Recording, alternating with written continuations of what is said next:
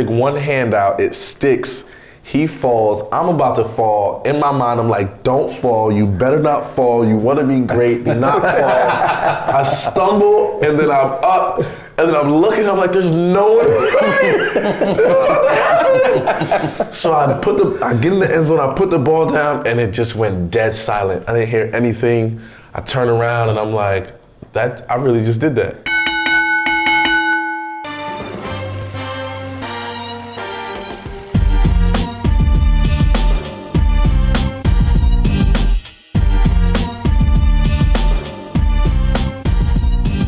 What's going on, good people? Welcome back to RWTW TV, episode 6. Yep. I gotta keep it 100. I'm not happy about this setup right here. I'm not happy about you sitting so close to me. I'm gonna keep it 100. You know? Yeah. No, I mean, you just, your whole, like. No, I'm in my space. You're big, the chair's small. I'm big. It's like when you're on an airline, it's the whole argument of like, do you pay double the fare? Right. You know. You ever get the adjustment to the seatbelt? You get that when you sit there? No. But there's a reason why we're sitting like this. There is. There's a very good reason. Yeah. Happy to announce we have our first guest on RWTW TV, and it's only right that it's this guest. It's we always talk about keeping it family and keeping it in-house and, the whole RWTW movement. You didn't introduce yourself yet. People know who I am.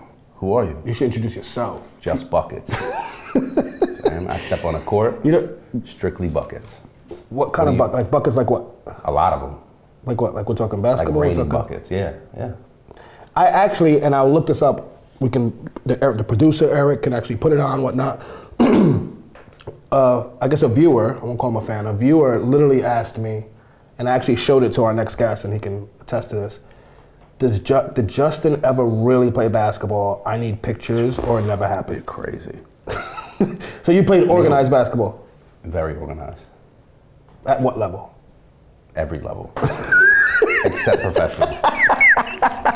You know what? This isn't about me and you today, man. Except professional and Division I officially, but like open runs, D1 open runs. I played Division III basketball. What was your style of play? Like, give me. I told you, if you didn't like Baron Davis,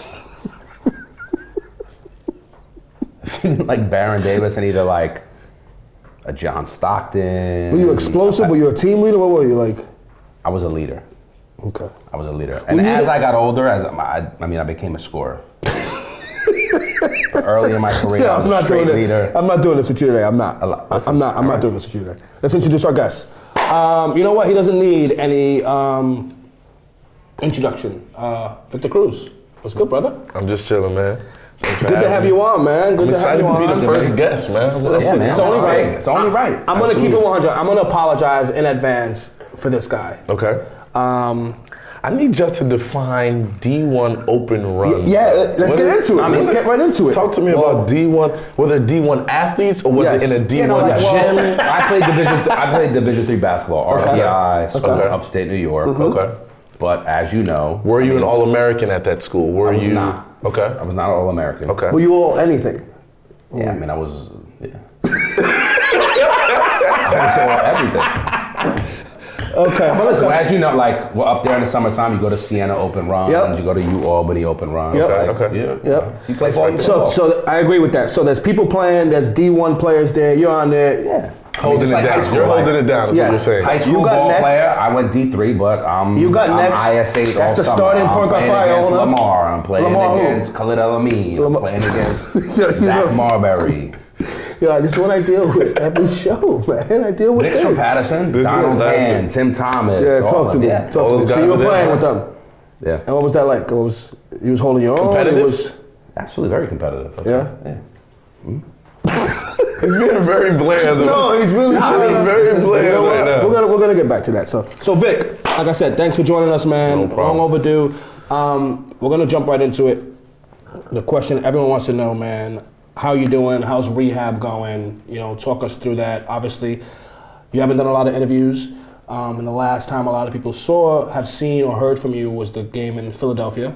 How are you today as we stand? I'm doing very well. The surgery went great. Everything's moving in the right direction. I'm 19 weeks post-surgery come Monday. Wow, already. Time has flown since the injury, but I'm feeling good. Now it's the fun part of rehab, which is building the strength back in the quad, the hamstring. I'm waking up sore each and every morning.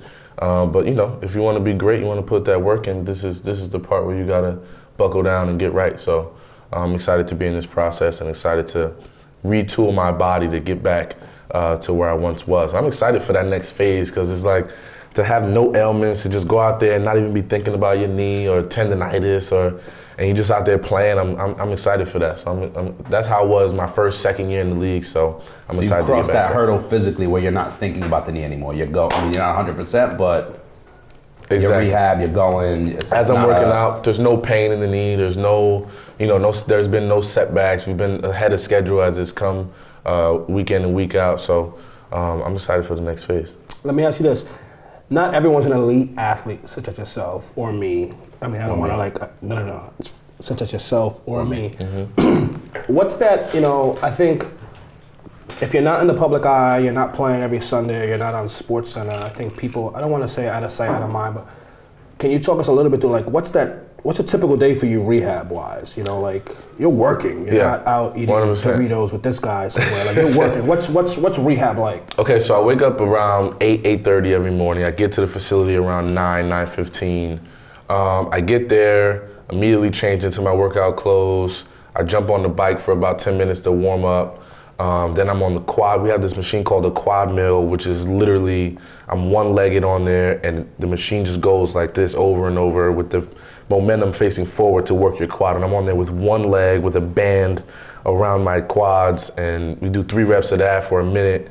I'm pretty much shot after that, but we do slide board, we do TRX one-legged squats, we do the sled machine where I'm going back and forth on this mini sled machine, all 5 reps. So we do pool workouts where there's a treadmill in the pool and I'm just running, we're doing laps. They got me swimming, they got me doggy paddling for like an hour, it feels like. So every day is something new. These trainers are Googling. I don't know where they find some of this stuff, but I'm like, man, and they got me. They keep me on my toes, so it keeps the training fun. It keeps it, it's not as monotonous as it can be. So they keep me going. That's dope. I remember, you and I speak daily, and I remember you texting me and being excited about doing. I think it was like 20 calf raises. Yeah. Right. So to see the progression and see the work you've put in, so. All in New York is, and I told you, I think I sent you a picture. I was in the mall and there was a shirt that said, Cruz knows the city or whatnot. And it's like the city's anticipating your comeback, and so it's exciting to hear your excitement on the rehab process, how it is. So I think, one thing I want to talk about, or we want to talk about, was everyone knows Victor Cruz today. Everyone knows Victor Cruz, the star and the NFL player, and the salsa dance and all that good stuff. Let's rewind it and you hold Paterson dear to your heart, right? You rep it to the fullest. You hold Jersey down and you wave that flag daily. You already know. We'll cut it. It's different. It's different cloth. We're cut differently. Listen, what you're not gonna do is put you guys on the same mic. You're not gonna do that. We are cut just our approach to life. We're cut from a different. The air's thinner. What you didn't peep though, Vic, like 2 shows ago, I think we were talking about something. Don't unclaim. Jersey's played a big. No, Jersey's a great. That's not. I'd argue. Listen, we're not arguing Jersey. If you didn't bump the Jersey for a couple of years, you wouldn't. We're not talking about Jersey or the significance of it. What we're talking about is the audacity of you to every chance you get put yourself in like the same elite athlete category as Vic and other Jersey athletes. That's my issue here. Athlete, no. Life, yes. It's that's what we're talking about here. So speaking of Jersey, let's take a trip down memory lane a little bit, and paint a picture for us. Victor Cruz, 12 years old, Paterson, New Jersey. Like, what was life for you back then, man? Like, 12 years old, Victor Cruz, Paterson, New Jersey. That was just literally basketball, football. I was in karate school. My mother had me doing everything. Karate? Yeah, a little karate school. Okay, sensei? Okay. Yeah, all that. I was a black belt at 12, actually. You know what? If we're not gonna... I was a black belt at 12. Listen, I either need a picture video or it doesn't exist. So if you go to my book, Out of the Blue, there's plenty of photos. It actually dissects my entire life. Available at Barnes and Nobles. New York Times bestseller. That's neither here nor there. No, but karate, basketball. Karate, basketball, football. Like my mother was making sure I was not in those streets at all, making sure I was occupied, making sure I was doing things that were constructive. And it really taught me a lot. It taught me how to be a team player. It taught me how to have discipline. It taught me to respect others and how to just work in a team environment, which even helps me to this day. You know what I mean? So I was just fully committed to all sports. Very at dope. that age. Very dope. As you mentioned one thing, you mentioned basketball, one thing that's near and dear to all our hearts. Pat Cat. What's that? Pat Cat. Pat Cat, what was that? Paterson Catholic. That was like the that definitely deserves abbreviation for it. We're not going to do this today. You wouldn't know that. Yo, listen, anyone can Google some shit and act like you were a part of it. Like Pat Cat. Like, what is that? I gave them a lot of problems over my years. So, staying along those lines, basketball was a big role. People may or may not know this. You had an early love for basketball and played basketball at a high level. Players, you always talk about players. Let's talk a little bit about that and some of your teammates that may know. So players, well, obviously I went to high school, Paterson Catholic High School, which is no longer running, but is a school that definitely produced some of the top basketball and football players. But basketball-wise, Don O'Han, Tim Thomas, Kevin Freeman. Tim Thomas was such a problem. He was such a problem in high school. Like I remember being young. Tim Thomas dunked on my head. Quick story: sophomore year scrimmage. I get in. I end Must have been fourth quarter. Yeah. I might have been the point guard that tried to, initiate the first outlet pass, on an offense. Stole it. I ran back like a dummy. Tried to take the charge. Nuts on your chin. Look out below. Nuts on my forehead. Yep, that happened. Now Tim Thomas was a problem in high school. He was different in high school, man. So you were saying Tim. You were saying. So that was the high school I went to, and obviously that you don't go there if you're not playing basketball. You know, that's first things first, and I loved it. I played AAU basketball every summer. Teammates in AAU with the players basketball team was J.R. Smith, Wayne Ellington. What was his name? He plays for Memphis now. I forget his name. Gerald Henderson. Nick Veer. We just had a bunch of guys, man. Sean Livingston. The other Sean that went to UVA. I forget his name as well. What type of player were you? So I was a guy, and to Justin's point, if you don't like Chris Paul, I can only see Baron Davis. Y'all just gonna pick all-stars? Y'all just gonna pick all-stars? Like it's early LeBron James. Very if you mix those guys, you know what I mean? You hear what's going on right here? If you don't like Chris Paul on early LeBron James. If you don't like glue, like if you don't like something that brings all those great things together. Yeah, you won't like my game. You wouldn't like it, man.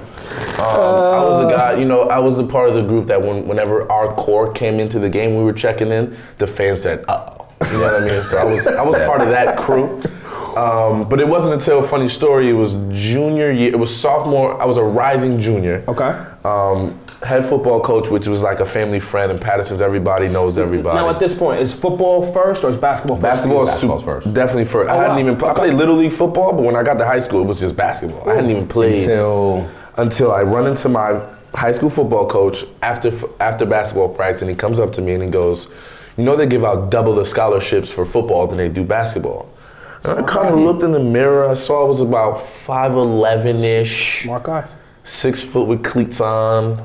And I was like, let me try this football thing out just to see where it takes me. So junior year, I had 12 interceptions. I had about 18 You didn't play until junior year? I didn't play until junior year high school. Wow, that's crazy.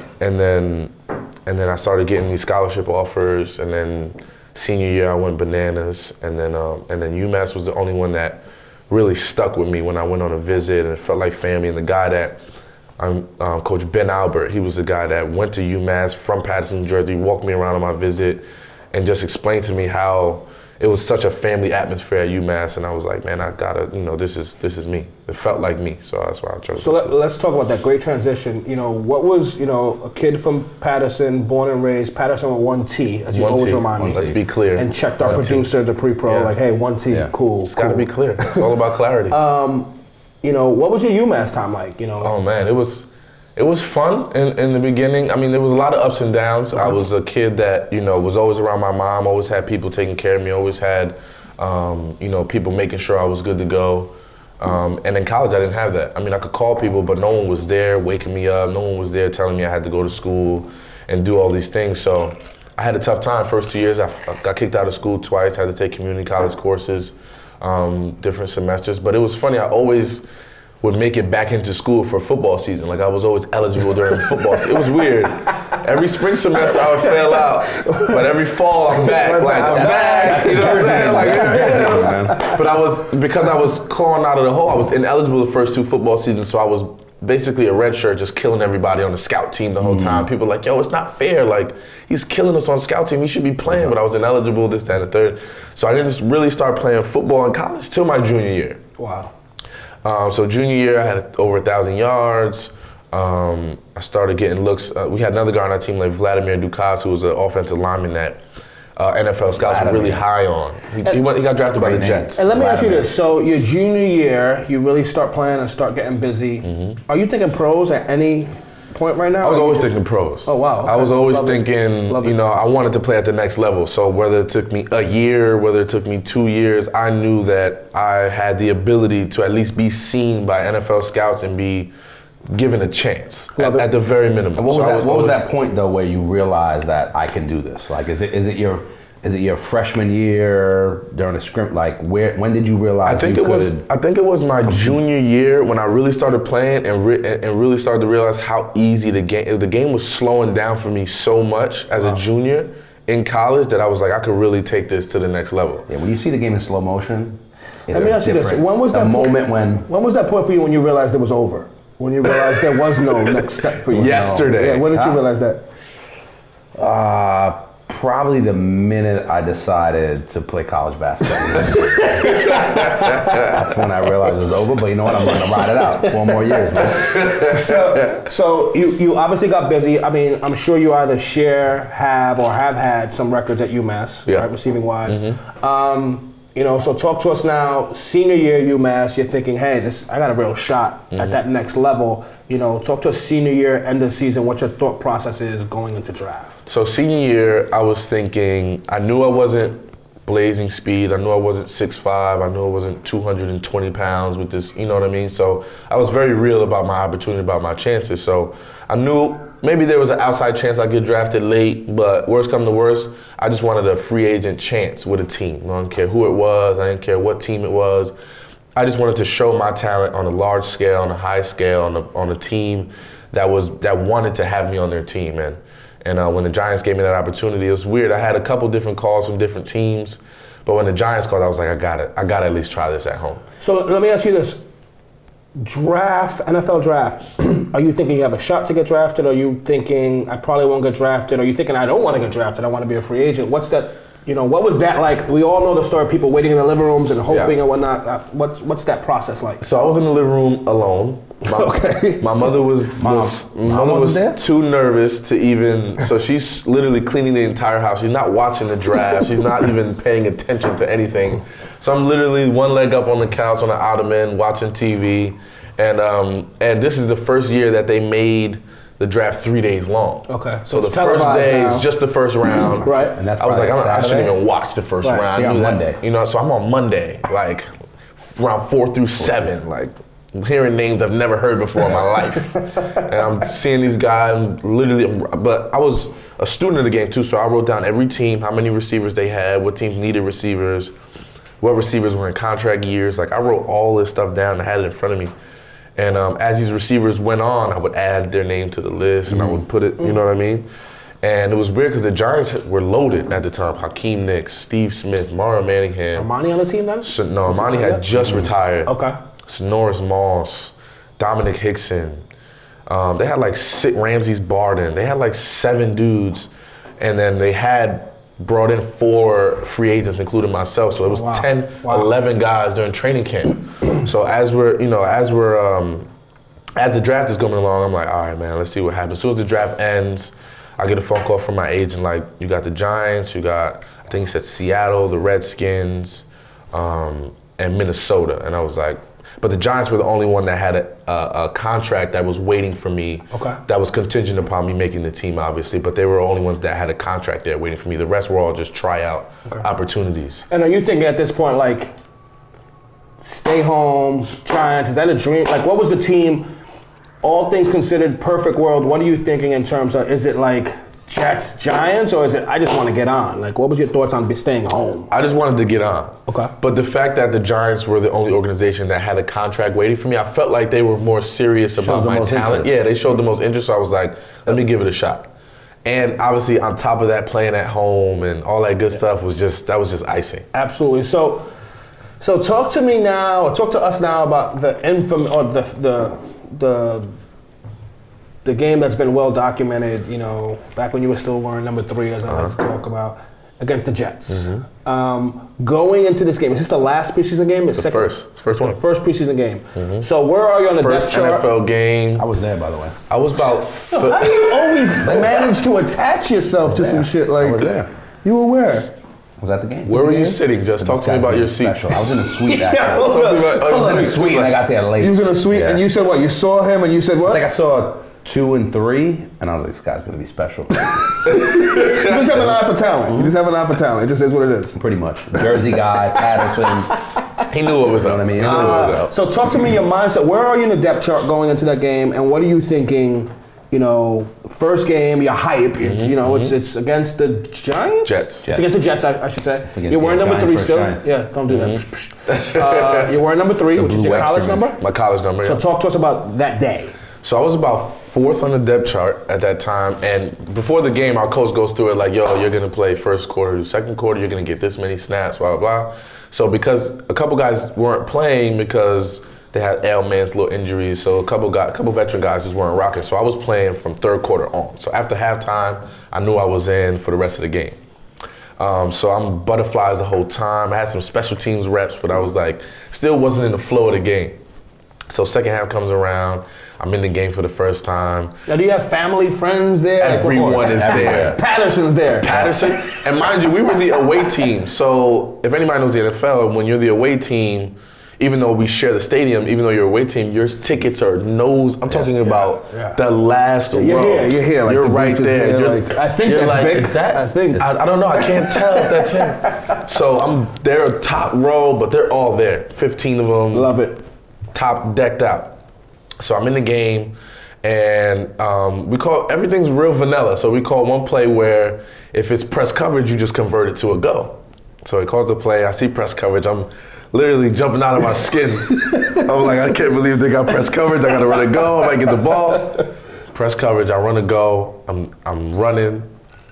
Jim Sorgi, who was our quarterback playing that second half, throws me the ball. I look up. I'm like, oh, he threw me the ball. First NFL pass, catch, everything. I'm running. I stick one hand out. Dude's draped on me. I stick one hand out. It sticks. He falls. I'm about to fall. In my mind, I'm like, don't fall. You better not fall. You want to be great. Do not fall. I stumble, and then I'm up, and then I'm looking. I'm like, there's no one. So I get in the end zone. I put the ball down, and it just went dead silent. I didn't hear anything. I turn around, and I'm like, I really just did that. Your first catch is a touchdown. First catch. What's the distance? One-handed, 65, something like that. Wow. Couldn't have painted any. And then to go on to have 2 more touchdowns. But there's no salsa at this point. There's no salsa yet. You're just like, oh shit, I just did this. I'm just like, oh my, I'm just flexing. The dudes were going crazy. Bitches. Almost Kaepernick my joint. But I was just excited to be in the end zone, man. I come to the side. And it's funny because during the weeks of practice, I was doing well. I was catching them same passes and surprising myself, you know what I'm saying? So it was good to not only have that during practice, but to translate that to the game was just even better. And then to go on and have another touchdown in the end zone where I'm just mossing this dude, and then have another one where I'm catching it like over Buddy, running into the end zone. It was just like, you couldn't have painted it any better than that. So you ended that game with 3 touchdowns. 3 touchdowns. How many yards, do you remember? 175. 175. Now, on 6 catches. Do you remember what your then girlfriend, now fiance, congratulations by the way. Thank you. What's the first thing she said to you when you came out of the locker room? She was quite speechless. She kind of was looking at me and was like, said congratulations, but she kind of had this like blank stare, and I'm like, babe, you all right? Like, you good? She's like, yeah, I'm fine. I'm just trying to process all of this right now. And there was I guess we'll call it a famous tweet that went out during the game. So LeBron James was tuned into the game, which is amazing. He's watching third quarter of a preseason game. Meaningless game. Right. And he tweets out, I don't know who this number 3 kid is. Oh, I don't know who Victor Cruz is, but he's definitely got a job after today.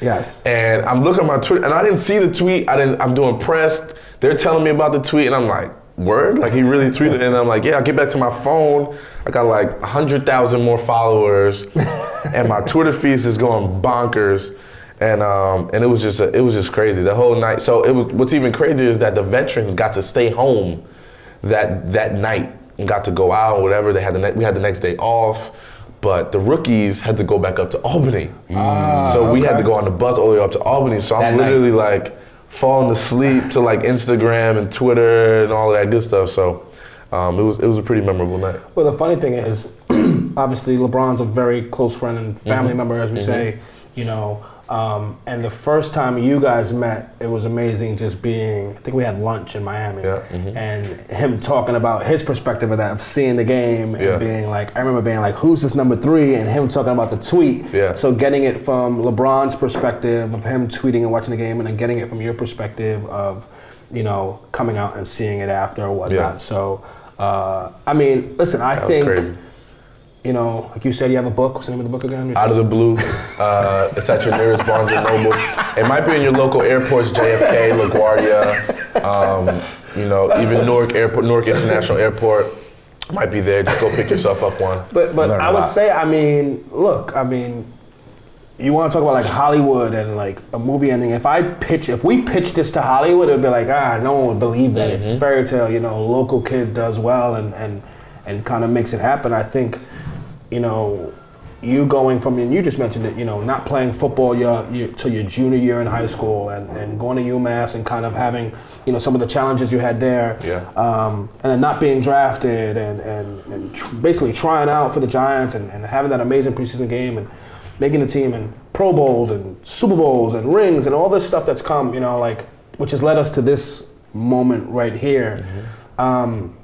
I think a great opportunity to speak about, you know, how you're feeling about the team next year. How you feeling about this upcoming season and assuming, and we'll knock on wood, that all works well with rehab. You know, how you feeling about the 2015-2016 Giants? I'm excited about it, man. I think we got a lot of pieces in place. I think, you know, we were on the new offensive system this past year, so anytime Eli's in the second year, comfortable with the system, knows that the nuances of the game, is able to understand how to make checks at the line now and really just hone in on his craft under a new offense. I think the sky's the limit for us. Obviously, our receiving core is going to be, you know, great with myself, Odell, and Ruben, and you know, obviously whatever we do in the draft should help us out as well. So we'll see how it goes, but I'm definitely excited about this year. Obviously, Coach Coughlin back for another year, so you know, it's our job to kind of keep his job.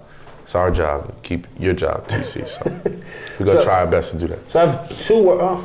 That's two, maybe 3 words, I guess. 3 words for you. I mean, before you go into that, I mean, that's super important, which is like a couple of times throughout his career, you could argue Coughlin, Coach Coughlin to you. Coach Coughlin's job's been on the line, and no matter what, which again to me is the biggest testament, his players have always had his back, which is, that's the easiest moment if you're a player and you don't mess with your coach. You either don't comment, or that's your chance to kind of make sure that the tide shifts and you start, you know, once that happens. Exactly. And you guys have always had his back, which I'll say this. Along those lines, full disclosure, there's not a day that goes by that you and I don't speak or text or whatever, whether it's just about something funny we've seen on social media or just checking in on each other. There were times, and I'll say this, there were times when things weren't going so well, and I'd be like, Vic, is it time? Coach, is it time? And I'll say this, I'll keep it 100% real. You never wavered.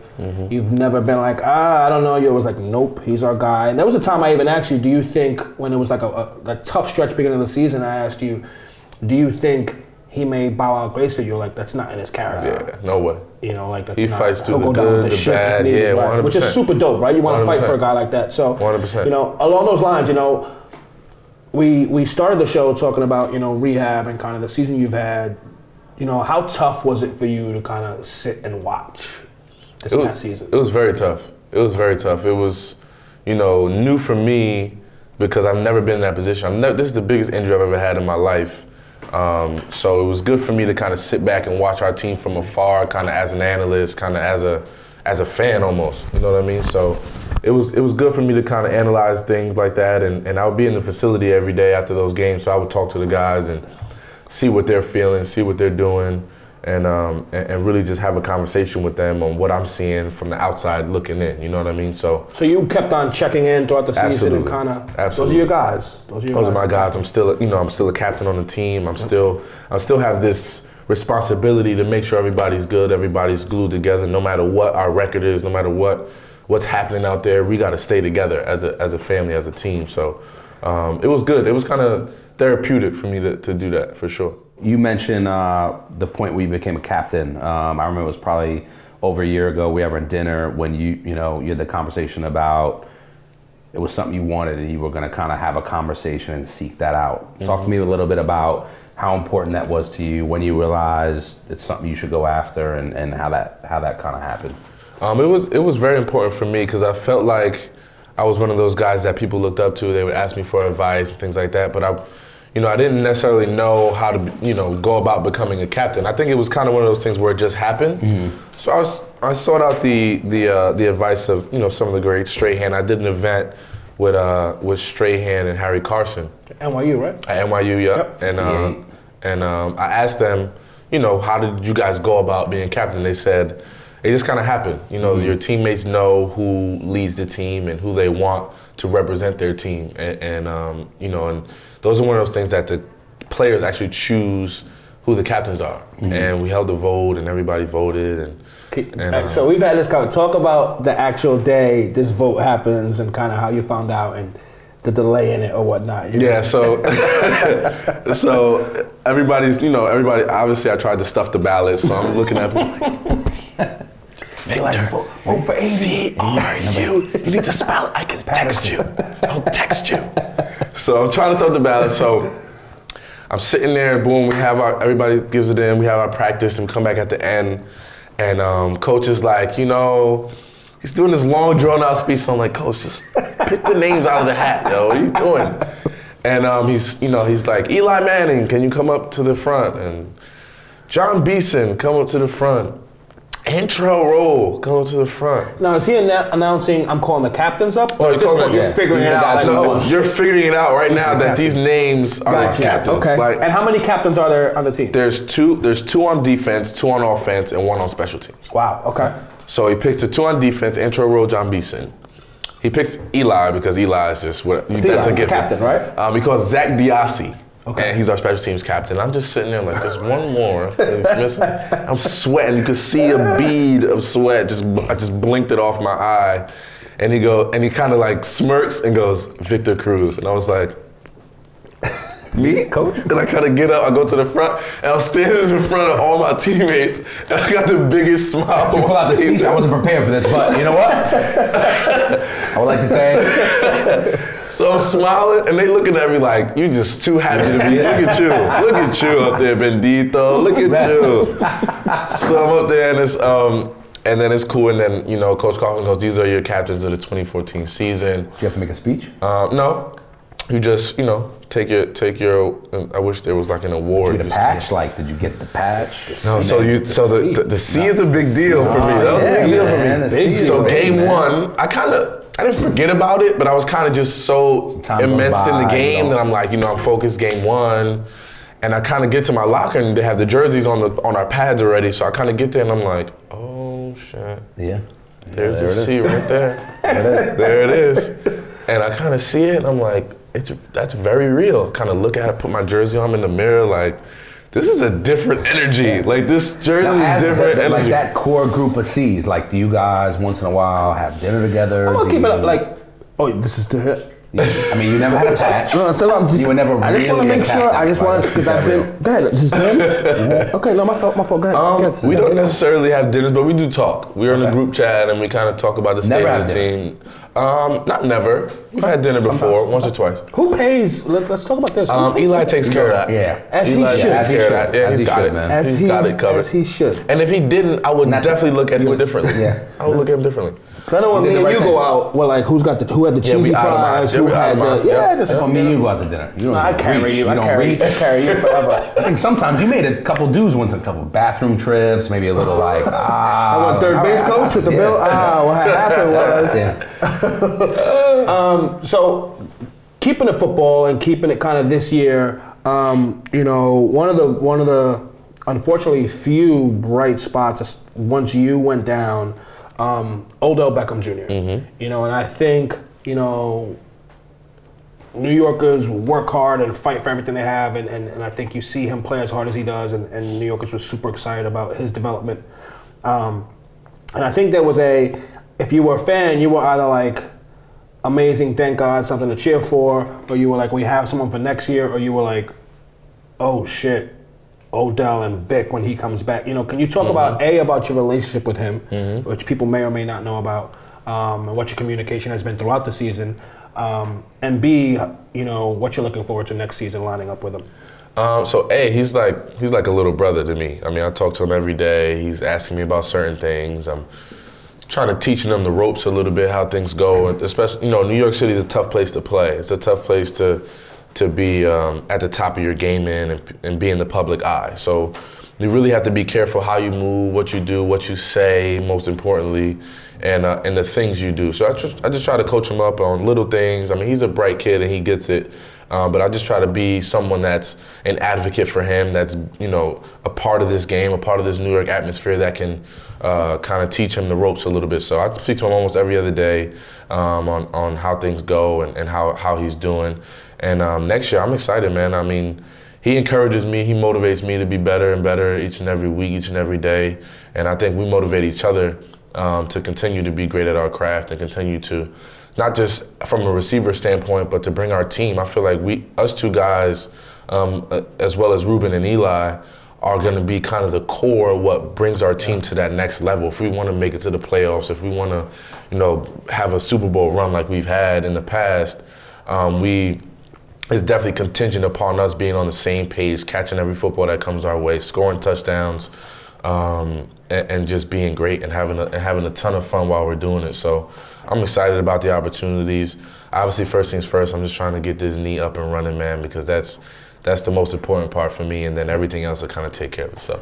I'll tell you what, man. If I'm a DB, if I'm in the secondary or defensive coordinator, I'd be very nervous. You might not be sleeping well the night before that game. Jeez, like you might not be sleeping. Let me ask you well. this: if you're a defensive coordinator and you know coming into this season and your job is to stop the Giants out, like what do you even think? Like what's? It's tough. It's tough, especially because the last time we had a dual, even triple threat with myself, Hakeem, and Mario, like we won a Super Bowl, and there was very little that people could do this year, man. at that time. So it was like, you know, now that we have another trio like that again, younger, Let me ask you this hungrier. though too. What does that mean? And again, to anybody that doesn't really know football, might say, "Oh, Odell had a great season. What's it going to mean for him and Vic?"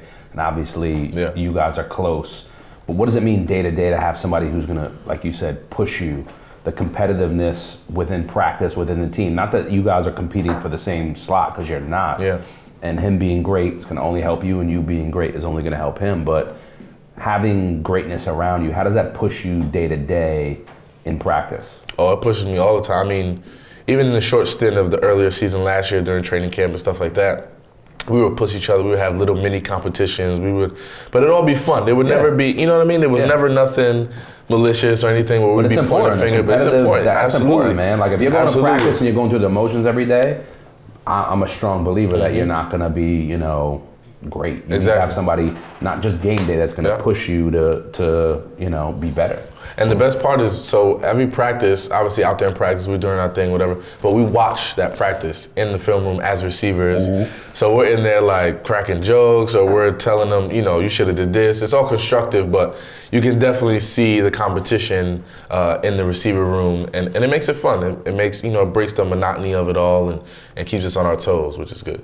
So. I love it, man. I'm excited for, what next season can be. I think New York needs the Giants to be amazing, you know, and I think along those lines, New York needs something, man. I was just gonna say, I think, you're a New Jersey, New York kid. You've grown up in the area, and you're a huge student of the game, student of sports.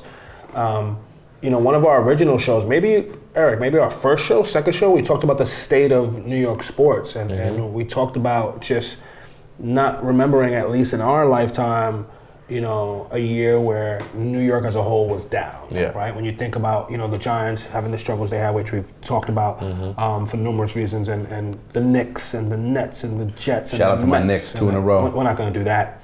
That's what we're not going to do. We're going to do it real quick. We don't have to talk about it. 2 in a row. Hard-fought win last night. Galloway? You a Galloway fan? Listen, man, ice cold. Sam Cassell, man. Sam Cassell. But we talked about the state of New York sports. Can you talk a little bit about where the state is, or where it has been the last year or so? It's been a little down. And more importantly, where you see it going, hopefully, this next year.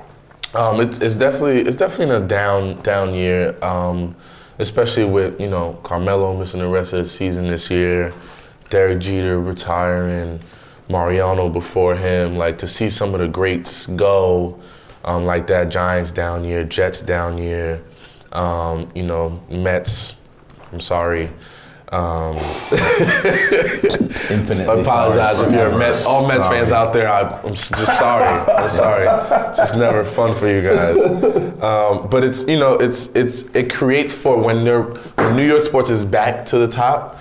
The world is a better place, and it just feels better. And I think in the years to come, I think Phil Jackson's going to do a great job with the Knicks in terms of building them in the right direction and building them the right way to be able to succeed. I think the Giants are molding something within ourselves right now to be better, be great, be younger and dominant right now, so we can make that push towards the playoffs and towards the Super Bowl.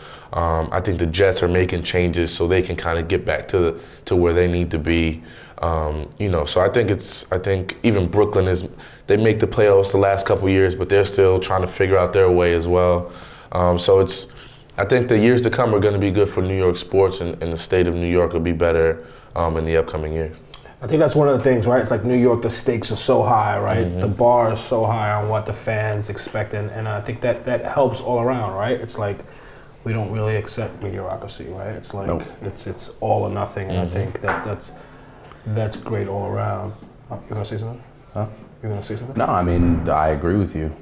The problem is we haven't had it consistently for too long. You know what I mean? Like, the Giants have been great, over the past couple of years. Rangers have been great, and hockey I don't even really count. You don't count hockey? I do. No, I love. Listen, you have season tickets. I've become a hockey fan. Okay. Yeah, Playoff hockey is real. Last year, listen, hockey is different. Unbelievable. It's a different world, man. Going to a hockey game, unbelievable. The energy, the passion behind it, and again, I got into it with the playoff and Stanley Cup run last year with the Rangers. I'm gonna keep it 100. Not to cut you off. I don't know hockey. What I do know about hockey is this. Get lippy over there, we can handle it with these. There's because in basketball, so here's the thing, right? And no disrespect to my brother to my left. In football, we can have some words, but I got equipment, whatever. And in basketball, it's like homie back. In hockey, we drop these things and let's have a conversation. Yeah, you might lose it too. Let's have a conversation. So I've always asked the question, why? Why? You know what I mean? Why? It's crazy that it's still allowed. That's what I'm saying. Like, does it do it? Is it morale? Listen, Super Bowl, and that little scuffle at the end of the game was like the end all be all. What's happening to the state of the game? And like, I saw hockey. Boom. I might. Yeah, we dropped down. the Yeah, ready to go. We ready to rock. Do you call it match? Go with a game? What's a hockey thing? Hockey. What do you mean? Like, so a football game, a basketball game, it's a hockey game. It's a hockey game. Game? Is it a hockey game, Eric? Okay, hockey game. I saw one game where I guess there was some history of the game before, and I'm going to put the challenge on you, our producer. Yo, check. No, check. We drop gloves. Let's get this popping. It was on the opening part. Listen. But here's one of the things. Hold on. And you knew it was a problem because the starting line was all goons. Yeah. It was all goons. That's the one thing about hockey, that there's a code, right? Like you know, your star player, somebody does something dirty. There's a guy on the team that goes in the enforcer, smack you up and he comes in, and you know what's gonna happen. 100%. And I'm a fan of that. Yes. I'm a fan of like the rules, the protocol. Like you don't. Yo, I'll tell you what. There was that one. I can't remember the teams. Gets a pass. No Please other find this, sport Eric. gets a pass. Please find this, Eric. There was 2 teams that had gotten into some scuffles, some that. whatever, The game before. and the next time they played, Quickest fight ever? the superstars weren't even on the ice. It was like they dropped a puck, everyone dropped gloves, and got it popping. I'm a fan. Because you know what that does? That stops the slick talk. Yeah. Because you talk to me Now slick, we're even. you talk to me slick, we're gonna handle this. Yeah. You know what's coming. Absolutely.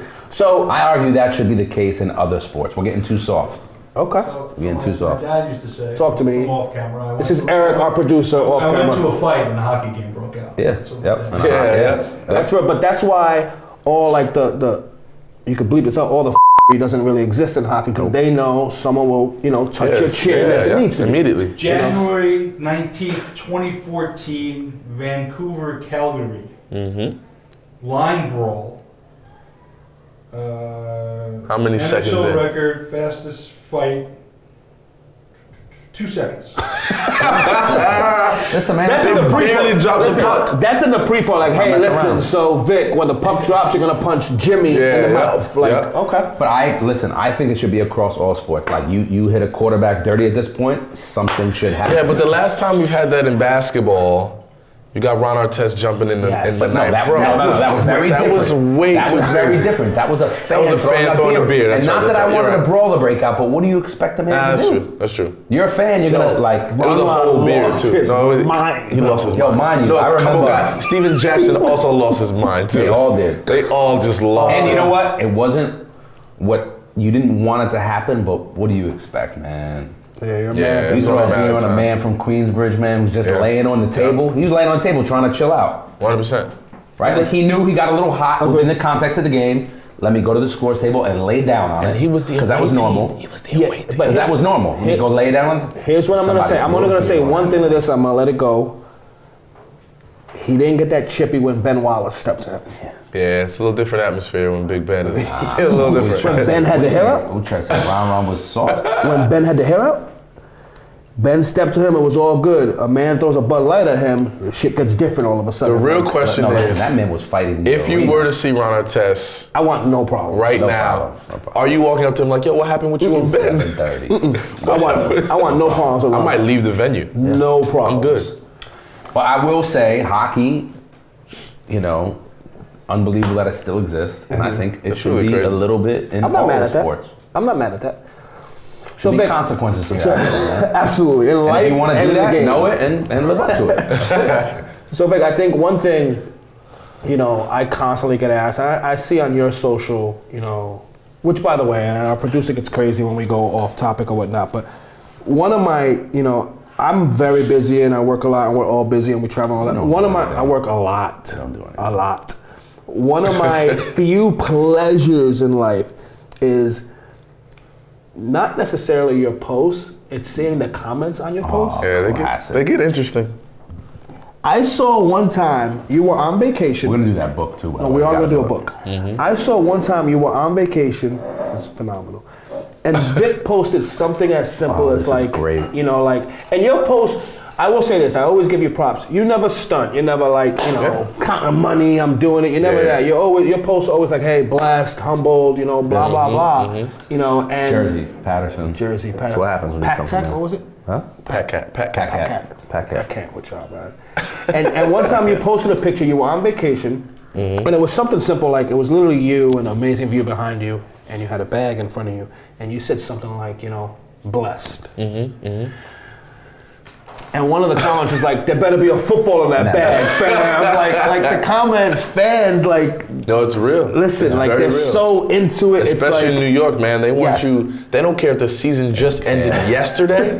They want you training for next year now. How are you making us better? Yes. Especially, let's say I had a drop in the last game. Oh, God forbid. God forbid if I had a drop in the last game. But you'll post a picture like, oh, me and my daughter, they'd be like, hope you don't drop her. Yeah. Some crazy. No, it's real. Yeah, it's very real, Jess. I guarantee that comment has been in the comments. Oh, absolutely. It's not even 100%. a question. Like, it's amazing. I block one person daily. 100%.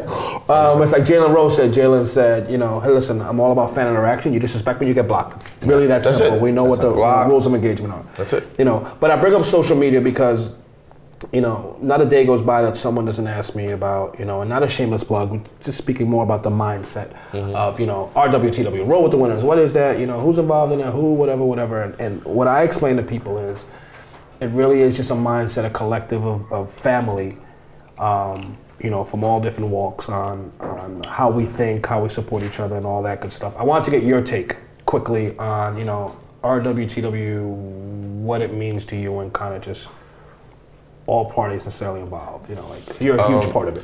When I hear roll with the winners, I immediately think just success, and not success in having money, not success in having 8 cars in the driveway. Which you do, but neither here nor there. Go ahead. Moving on. But success in terms of just whatever your field is, whatever you're doing, whatever your craft is, you're successful at that, and you're creating a lane for yourself that may not have been there before, that no one may have thought of before, and you're honing in on that craft, and you're making other people pay attention. And you're, you know, it's very family-based, very family-oriented, and you know, that's what I think of it. I think it's success in your own craft, in your own lane, with your family, and bringing your family together and putting it all in one basket, and that's what makes us all winners. Which is why when I wear that hat, I think it gives me a different level of energy. It gives me a different level of how I view life when I wear my Rolling with the Winners hat. I know what I'm trying to accomplish when I put that hat on and I walk out the door. I know what I want people to look at and how I want to be viewed when they see me with that hat on. It's funny you say that. A good friend of the three of us, DJ Steph Loss. Steph, what up? You know, he has a favorite. You don't want it either, man. So Steph and his guy have challenging me and Just a game of 2-on-2. When you say ping pong or what we got? Hoops. So what I'm saying is, I know Meal, who's watching, doesn't want any of this. Okay. They don't want any of Just Buckets either. What was my prediction? I put it out there. Yo, we played a game to 100 and 100 to 4. He did say that, but I asked him. I said, "Listen, I know I'm good with Meal. Okay. Can you handle Steph?" He didn't talk to me for like half a day. He was like, "But you, like, what can I handle Steph? Like, you sure you want that? You sure you good?" Listen, man, you don't even have to do shit.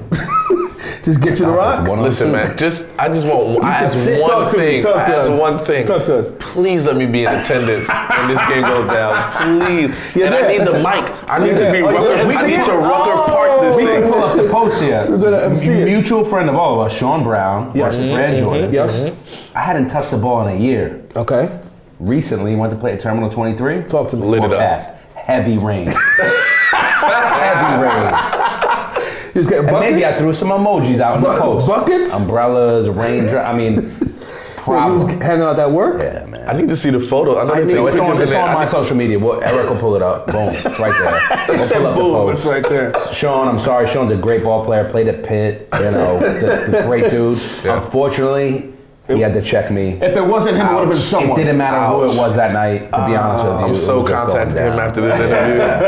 I might FaceTime him. You know, you have? It's real with the FaceTime. Yeah, absolutely. You FaceTime a dude, you know it's serious. Absolutely. No, you know, to close the loop on RWTW, and the reason I brought up Steph, you know, like I said, a great friend of all of us, is he had a comment which I think rings true for me every day, and he was like, look, you know, roll with the winners is kind of a mindset of, you know, it's great to score touchdowns, it's great to hit game, you know, buzzer-beating three-pointers, but there are people behind the scenes. Everyone's just successful in their own right and supports each other. Yeah. And whether that's Steph being an amazing DJ, whether that's Bree who's behind the camera supporting the fam, you know, like it's just a mindset of everyone just being positive. There's too much hate out there. Like we just, you know, how can we help each other, whatnot? And that's why I always say like the strengths in the crew, like the success of each individual helps out kind of the whole unit. So I wanted to get your take on it. Super dope. I think for me now it's time for, I always say this, my personal favorite part of the show. Okay. Which is do's and don'ts, baby. Do's and don'ts. Do's and don'ts. There's some things you should do in life. And there's some things you should not and do. if it's a don't, you really should do it, man. So in honor of having our first guest, we crafted this around him. It was only right that we did this topic. And the do's and don'ts are do's and don'ts of meeting your favorite athlete in public. Okay. Something you have a lot of experience in. Okay. And you need to do the show, but basically the way it works is we kind of let our fans, consumers, viewers know 5 things you should do, 5 things you should not do. Okay. And we're gonna jump right into it, man. So this is something you have more experience in than we do. Well, I've had fans. It's neither here nor there. Okay. We're gonna start with you. What's the first do someone should do when they meet their favorite athlete? So first do is say hello. Do approach me, say hello, dap me up. You're cool with that. You're I'm cool comfortable with that. Up, hey, I'm Vic. all for that. No matter where, no matter where you are. I'm cool. I'm comfortable with that. Dinner. Walking out of the restaurant. Say hello. I'm all for it. I'm all for it. It's important. So makes perfect sense. Uh-huh. I'm gonna go to your first don't. Your first don't should be, you should never ask a personal question, right? Chances are you've never met your favorite athlete. Chances are you're a fan, and it should be a Vic, huge fan, man. Keep up the great work, man. You inspire me. That's Can't cool. wait till next season. Yeah, nothing wrong with that. And you're cool. Nothing wrong with that. Comeback, My problem is when you get to, hey, Vic, signed a big deal, man. Like, what's that bank account looking like? What's the first thing you comment? What's the first thing you comment? No, but here's it. But asking that, waiting for the answer, like, no, like this. Like, what's the and I'm first kind of thing? laughing, and I'm like, he really wants to know. He's really serious. Yeah, listen. And then don't hit me up with something you might have saw on like TMZ. That's page 6. Like hey, how was Turks and Caicos? No, don't do that. Don't do that. That must have cost you a grip. No. Keep it really, like say hello, say you're a fan, keep it moving, and we're good. Don't be a stalker. Don't be a stalker, which we've talked about. Leads us to our second do. Okay. Second do. Second do is ask for a pic or autograph. You're cool with that? That's fine.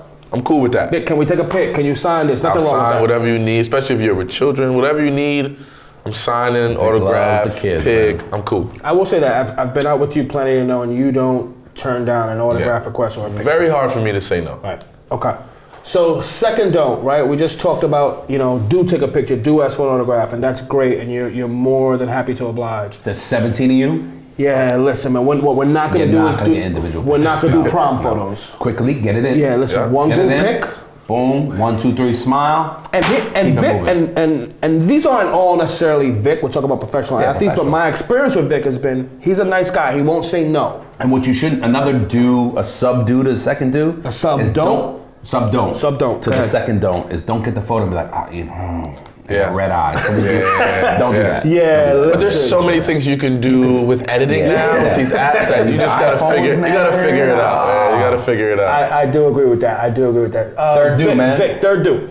Third do is I'm comfortable. Give me your business card. I'm all for entrepreneurs. I'm all for whatever your business plan is. No matter what you do. No matter what you do. You have a car towing service. I'll take your card. You never know. My titi might need that. My titi might call me one day. Poppy, I'm lost. You own a hedge phone. Give me your card, no matter what. I'll take all business cards. All right. 100%. Okay. It's a big of you. It's big. Third don't, Just. Do not. Okay. Give me a business card. Do not pitch me on a new business venture right there on the spot. After you say what's up, you dap me, maybe we take a picture. Do not try and talk about the next 100%. Big business venture. That's why you give me a card. Keep it moving. Maybe you got breezy, quick email. I'm gonna tell you the funny part of it. They get really good sometimes when they're like, hey, so Vic, you like kids, right? I would say this. You got a good quick elevator pitch? No, but here's my problem though. There's people that are really talented and they'll say something like, Vic, you love kids, right? Vic's like, of course I love kids. I have this little business proposal. It's called, Kids of America. What do you think? It's just like, don't pitch me. Maybe it's like this too. So what do you think about it? It's not the setting. It's not the setting. Don't pitch me on biz. Give me a business card. Let's keep it moving. Nope. Fourth do, Vic. Fourth do is comfortable with you talking about the team, asking me about how I'm doing, tell me I had a great game last night. There you go. Tell me you can't wait to see my play on SportsCenter's top 10 plays. I'm all for that. Let's talk team all day long. I'm cool with that. Which is a great segue into the fourth don't. Do not ask why we lost. If we lost, if and when, which this season is not going to happen a lot, don't ask us why we lost. Hey, yo, Hakeem was bugging. I don't know what he was like. Do not do that. I'll go a step further. It's when they get coach call that play. Yes, when they go to particular plays. Hey, Vic, I saw you went across the middle of the time. If you extend a little bit, if you extend and put your body between the receiver here, do not do this that. man is one of the world-class athlete, one of the best at what he does. Don't give him pointers. Don't do it. Don't give any pro athlete pointers. The reason why they're pros, or we're elite athletes, and you are who you are. 100%. Yeah. Yep. Fifth and last do. Fifth and last do. And this may be misconstrued, so you got to give a little backstory to like what you mean by this. So what I mean is, when you see me or any of your favorite celebrity and you athletes, did all these dues, and you did all these dues before, say hello. Say hello, dap me up, keep it moving. Yep. Simply just dap me up. We're cool. You want a quick picture? Boom, bang, snap it, keep it moving. Yep. That's all we ask. Yep. It seems like such a simple thing. It seems very simple. But there's always very difficult. Oh, man. And this is I feel most passionately about this fifth don't than anything we've said before, and I feel pretty passionate about those. If you're with your lady, your wife, or your girlfriend, I don't like where this is so going. you're a couple. I don't like where this is You're going. a couple and you've now encountered your favorite athlete or an athlete you like. And this is particularly to the guys. Talk to him, Josh. You are not allowed to be a bigger groupie than your lady. What do you mean by that? Like give him a little context. Talk to them, man. Jerry Springer, last word on us just talk to them, Just. I mean, there's a story we've talked about before. Yes. Man. Where was this? Was in Miami? No, Yankee Stadium. Yankee Stadium. Yankee Stadium. So I mean, I'll give you the very short version. The very short version is Vic and I are walking out of a Yankee game, walking out of Yankee Stadium, and there's this gentleman walking with his lady friend, his wife. No, it was definitely his wife. Right, his wife. They were together. And he's walking, and he goes, and she was quite appalled. Yes, he was quite appalled. Oh shit! No, but the crazy part, he put himself. He was like, "No, it's not." Talking to no one. He was talking to himself. Me and P look at each other like. But I hit Vic. You know what was about to happen. I knew exactly what was going on. He goes, "Oh shit!" Victor, talking to no one and everyone at the same time. Victor Cruz. His girl was so his girl's like, "What?" He goes, "Baby, you know who that is?" She's like, apparently she thought Victor it was a Cruz. Which is work, because she was like... Yes, apparently Victor Cruz. He goes, baby. He's like, where's my phone? Where's my phone? Take this picture. Gets over. So Vic, like I said, he's a nice guy. He's gonna go and kind of take the picture. 100%. He goes and kind of takes the picture, whatnot. You think he says, get in here, or you get one? No, I'm good. Let me check this real quick. Let me just make sure it's... Okay, we good. Yeah, we cool. And that was it. And God, don't be a bigger groupie than a female. Well, like I always say, the only thing worse than a groupie is what? A male groupie. A male groupie, man. I just think it's man. Don't do that. Even if in your heart of hearts you are, you gotta keep it. You gotta cool, tame man. that. You gotta contain it, put it in a box, or save it and for the follow our other fours. Don't like maybe if we meet each other second or third time, then you open up a little bit because you're not with your lady. If you're not with your lady, yes. If you're by yourself. Because one, if your lady is a real lady, she's gonna think you're a clown. Yes. She's gonna be like, 100%. you know what? You're cool. It's been cool. A couple years. You know what? I'm good. I'm So good. you're saying I've never seen you get this excited. That might have been their last Yankee game, is what you're saying? Because your lady's gonna measure it off of how excited you get about anything else in your life, baby. God, we're going to dinner tonight. Oh, cool. Oh, it's and then Victor Cruz. She's gonna measure it up, man. That's a very good point. You can't do it. That's a very good point. So what I'll say, man, in closing on the do's and don'ts is, athletes, celebs, regular people just like you are, say what's up. You know what I'm saying? You absolutely should say what's up. You absolutely should say you're a fan. Hey, Victor, huge fan, man. Love what you do. Go Blue. Good luck next year, man. There's nothing wrong with that. Yep. It's when that happens and you're like, yeah, cool. Nah, so that's a Rolex? Wow, that must have set you back. Yeah, let's just keep it. Those are diamonds. Let's keep it super, at thing. But I will say this. like I said, he's one of the nice guys. Do say hello. Do come up and ask an autograph. Do take a pic, man. He's not, like I said, I can't remember the times. The times he said no, it's been me or Bree saying no and saying, hey, we got to run or whatever. So, you know, do say hello. Do say what's up, man. That's Unless part you're of Damien, then you just go right to Bree. You know, you don't. So a little backstory is his son's here, and we introduced, I was trying to introduce Vic to his son who's 6. 6. And a big fan. Yes, big fan, loves football, got the jersey, the whole nine. So Vic puts his hand out like, hey, you know, how are you, Damien? And Damien sees Bree, Vic's one of Vic's managers, and he's kind of like, yeah, cool, Vic. You said your name was Bree? Yeah, nice to meet you. So listen, the kid's got his head on right. The kid's got his head on his shoulders, man. He knows what he wants. He knows what he wants. So, I mean, look, in closing, been a great show. Now you understand when I text you and tell you he's getting heavy, I'm carrying him. It's just, you know, like, now you understand what I got to go through every show, you know? I get it. That's a wonderful shirt, though, Jess. I just want to throw that out there. Thanks, brother. It's a great shirt. Carhartt Custom, Game 7 marketing. What we're not going to do is plug your company. That's no, we're not. Because people will check for it anyway. They're going to go to the site. They're going to try and buy them anyway. I don't have to plug What's the site? It's going to happen. Game7mktg.com. We work hard. Vic, my brother, you know, you and I are, the three of us are bigger than shows, all this stuff. We really are family, and want to thank you. I know you're super busy. Want to thank you for being on. Anything in closing to the fans, Giants fans, Victor Cruz fans, you want to kind of talk to your people? Just stay tuned. It's bigger and better to come. Definitely with the Giants football season, myself as an individual has some great things lined up. So just continue to be a fan. I love all of you guys, and I appreciate you seeing 2015 on that gridiron, which is what I'm most excited about. Vic, one last thing. I know you're huge in charity and all that stuff. Anything you have coming up? Anything? How do people kind of tune into stuff you have? How do they support? You know, any of that stuff you can kind of talk to your fans. So obviously you can follow social media. Yep. I'm always posting whatever I'm doing on there. VictorCruzFoundation.org. Yep. You can go there and check out anything we're doing. Foundation-wise, it's all STEM programming, really good influential stuff for children. I'm very hands-on with that stuff, so make sure you go there and check out the latest and greatest on the Victor Cruz Foundation. And the last thing, you said there was a book? So it's Out of the Blue, co-written by me. Spent a lot of time on that. I don't know if you know that we were Super Bowl champions in 2011. The book comes out in 2012, New York Times bestseller. Not sure if I mentioned that before. I can't remember. Shout out to Peter Schrager, wonderful author who wrote the book with myself. So go ahead, don't be shy. Get 2-3 copies for your family. I'm sure your son, your Abuela might want to read one. Of course. There is a Spanish version of the book. Is there? Absolutely. Paperback, Spanish version of the book.